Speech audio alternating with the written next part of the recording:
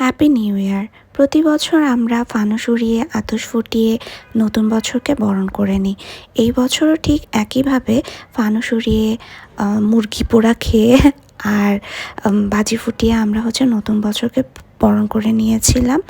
তো ওই দিন রাতে আমরা 11টার দিকে ছাদে উঠেছিলাম, কিন্তু এত পরিমাণ ঠান্ডা ছিল, মেবি বছরের সবচেয়ে বেশি ঠান্ডা ওই দিন রাতেই পড়ছিল।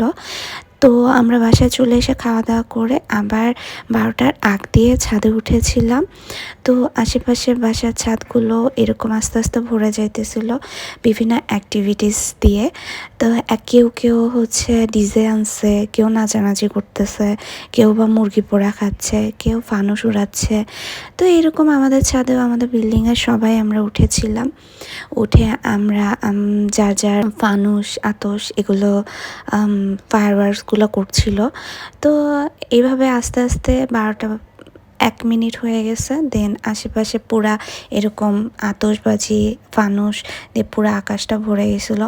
যদিও এগুলো আসলে আমাদের প্রকৃতির জন্য খুবই খারাপ, আমাদের আশেপাশে যে মানে প্রাণীগুলো আছে তাদের জন্য অনেক হার্মফুল এগুলো। কিন্তু আসলে একটা দিন কাউকে এইভাবে বেঁধে রাখা যায় না। তো যাই হোক, দেখা হবে নেক্সট ব্লগে। আল্লাহ হাফেজ।